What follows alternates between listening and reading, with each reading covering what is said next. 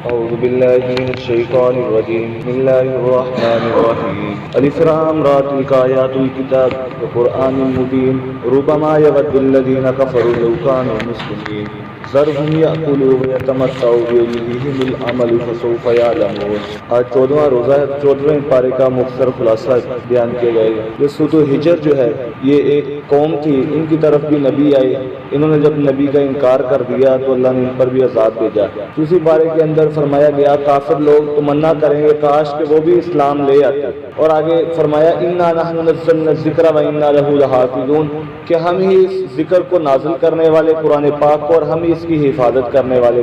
ہر زمانے کے اندر لوگ جو ہے وہ قرآن پاک کو ماننے سے زیادہ انکار کرنے والے تھے، لیکن اس کے باوجود کوئی اس کو مٹا نہیں سکا، اس لیے کہ اس کی حفاظت اللہ نے اپنے ذمہ لی ہے۔ اور آگے فرمایا کہ آسمان کے برجوں کو ہم نے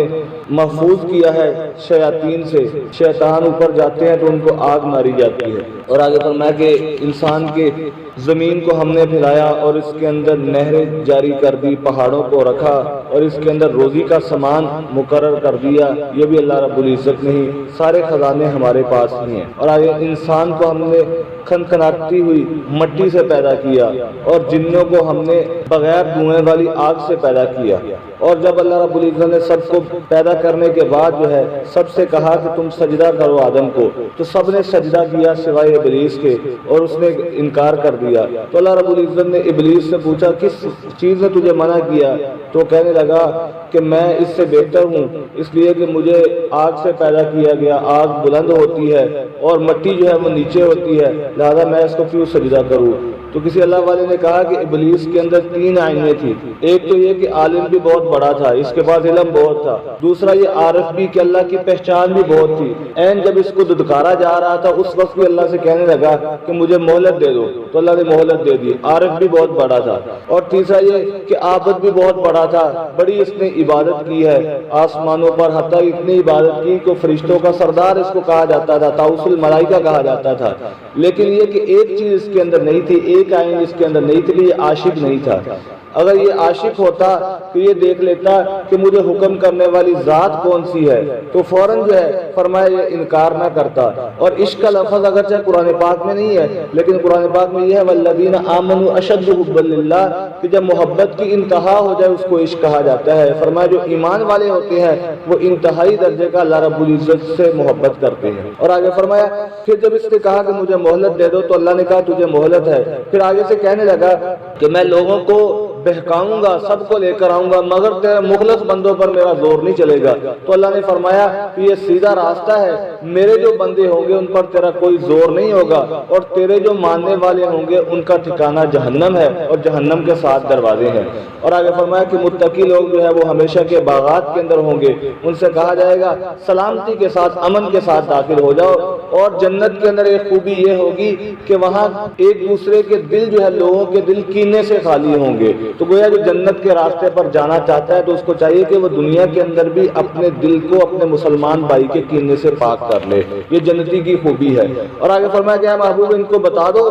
انی انا الغفور الرحیم، کہ میں بے شک بہت بخشنے والا رحم کرنے والا ہوں۔ اب اللہ رب العزت خود محبوب سے فرما رہے ہیں کہ لوگوں کو بتا دو میں بڑا بخشنے والا رحم کرنے والا ہوں، اور فرمایا یہ بھی بتا دو ان عذابی میرا عذاب بھی بڑا سخت ہے۔ تو معلوم ہوا انسان کو امید بھی ہونی چاہیے، خوف بھی ہونا چاہیے۔ امید بھی انسان کو، یہی ایمان جو ہے الایمان بین الرجاء والخوف، امید اور خوف کے درمیان۔ اور آگے پھر تذکرہ قوم لوط کا جو پہلے گزر چکا ہے، قوم لوط کے پاس جو ہے فرشتے خوبصورت لڑکوں کی شکل کے اندر آئے تو اللہ نے پھر ان پر عذاب بھیج دیا۔ اور آگے ہجر والے جو تھے انہوں نے بھی اپنے نبیوں کا انکار کیا، تو ان کو بھی پھر ایک چیخ نے پکڑا، اور صبح کے وقت جو ہے ان کے پھر کوئی چیز ان کے کام نہ آئی۔ اور آگے فرمایا ہم نے آپ کو 7 بار بار پڑھی جانے والی آیتیں جو ہے وہ عطا کی ہے، جو بار بار پڑھی جاتی ہے۔ سورۃ الفاتحہ کی فضیلت ہے کہ سورۃ الفاتحہ کو پڑھا جائے، اور اس کی بہت زیادہ فضیلت، اس کو سورۃ الشفا بھی کہا جاتا ہے۔ یہ صرف اللہ کے محبوب کی خوبی ہے کہ یہ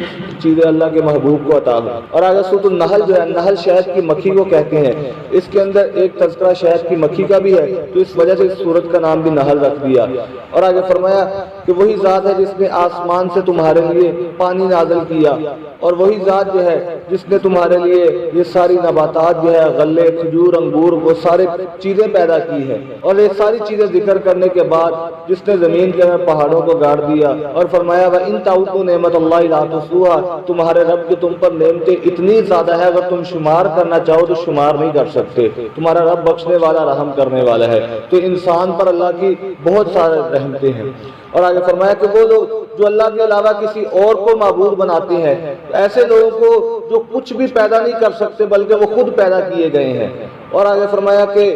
یہ تو مردہ ہے، نہ تو ان کے اندر حیات ہے، نہ زندگی ہے جو بتوں کے اندر جو ہے، لیکن پھر بھی یہ لوگ سمجھتے نہیں تمہارا معبود تو ایک ہی معبود ہے۔ اور فرمایا کہ وہ لوگ جو ہے شرک کیا ہے، وہ کہتے اگر اللہ رب العزت چاہتا تو ہم اس کے علاوہ کسی کی اور کی عبادت نہ کرتے، نہ ہم نہ ہمارے آباء و اجداد۔ تو یہ بھی شیطان کا ایک وسوسہ ہے کہ لوگ کہتے ہیں اگر اللہ نے ہدایت دینی ہوتی تو اللہ وہ ہمیں دے دیتا، ہم اللہ کے علاوہ کسی اور کی عبادت کرتے ہی نہیں۔ اللہ نے یہ امتحان کا بنایا، ورنہ اللہ رب العزت چاہتے تو کوئی انسان جو ہے اللہ کے علاوہ کسی اور پر سجدہ ہی نہیں کر سکتا۔ اور امتحان ویسے ہی ہوتا ہے کہ جب انسان کے پاس دونوں اختیار ہوں، اس لیے اللہ نے اختیار دیا ہے، بتا دیا یہ جنت کا راستہ ہے، جہنم کا راستہ ہے۔ اور آگے فرمایا کہ اور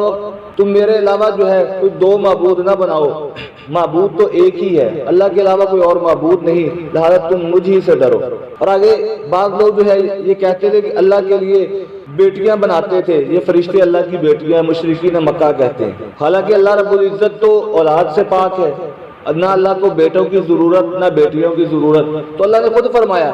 کہ جب یہ بیٹیاں فرشتوں کو میرے لیے بناتی ہیں، جب ان میں سے کسی ایک کے گھر کے اندر بچی پیدا ہوتی ہے تو ان کے چہرے سیاہ ہو جاتے ہیں غصے کی وجہ سے، یہ آر کی وجہ سے منہ چھپاتے پھرتے ہیں۔ تو گویا یہ بھی کافروں کا ایک طرز عمل تھا کہ جب بیٹی پیدا ہوتی تو اس کو زندہ دفن کر دیا جاتا تھا۔ تو اللہ رب العزت ان چیزوں سے پاک ہے۔ اور آگے فرمایا تمہارے لیے جانوروں کے اندر بھی نشانی ہے کہ دیکھو جانوروں کو جو چارہ تم کھلاتے ہو وہ بھی ہرے رنگ کا ہے، تو اس کے پیٹ کے اندر جو ہے معدے کے اندر کتنی چیزیں، اس کے اندر جو ہے فرمایا خون الگ ہے، اس کے اندر گوبر الگ ہو رہا ہے، اور اس سے جو صاف شفاف جو ہے دودھ جو ہے وہ اس سے نکل رہا ہے، نہ ہی دودھ کے اندر کوئی اور جو ہے فرمایا بدبو ہوتی ہے۔ تو یہ اللہ رب العزت کی کاریگری ہے۔ تو اللہ رب العزت یہ ساری چیزوں کو پیدا کرتے ہیں۔ اور اسی طرح فرمایا کہ دیکھو ہم نے شہد کی مکھی کی طرف کہ ان کو حکم دیا گیا کہ گھروں کے اندر، چھتوں کے درختوں پر جا کر اپنا چھتا بنائے، پھر اس کے بعد جو ہے ہر طرح کے وہ پھولوں میں سے رس چوستی ہے،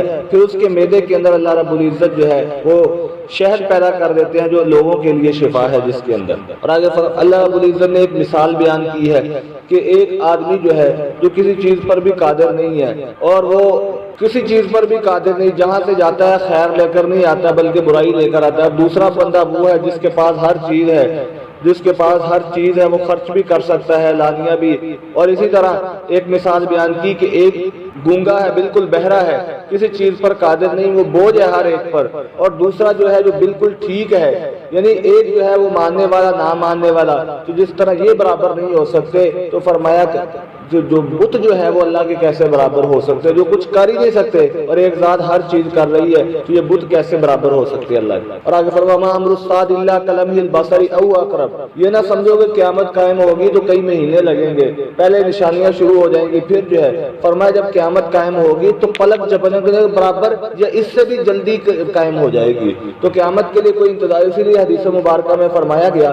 من مات فقد قامت قیامت، قیامت کا انتظار نہ کرو، جو بندہ مر گیا تو سمجھو اس کے لیے قیامت شروع ہوگی۔ اور آگے فرمایا گیا، آگے جو ہے جوامع احکام میں سے جو آیت جو ہے کہ بے شک اللہ رب العزت تو جو خطبے کے اندر پڑھی جاتی ہے ان اللہ یأمر بالعدل والاحسان وایتاء ذی القربى وینہی عن الفحشاء والمنکر والبغی، کہ اللہ تمہیں عدل کا حکم دیتے ہیں، احسان کرنے کا حکم دیتے ہیں، اور اپنی قریبی رشتہ داروں کو مال ادا کرنے کا، اور اس طرح برائی سے روکنے کا، اور خیر کے کاموں کا حکم، اور ظلم سے بھی روکنے کا انسان کو حکم دیتے ہیں۔ اور فرمایا کہ وعدوں کو پورا کرو اور قسموں کو نہ توڑو، اس لیے کہ اس کے بارے میں پوچھا جائے گا، اور اس ایسا کرنے والے اس عورت کی طرح ہو جاتے ہیں کہ جو سارا دن سود کاٹتی ہے، اب شام کے وقت جو ہے جب داغا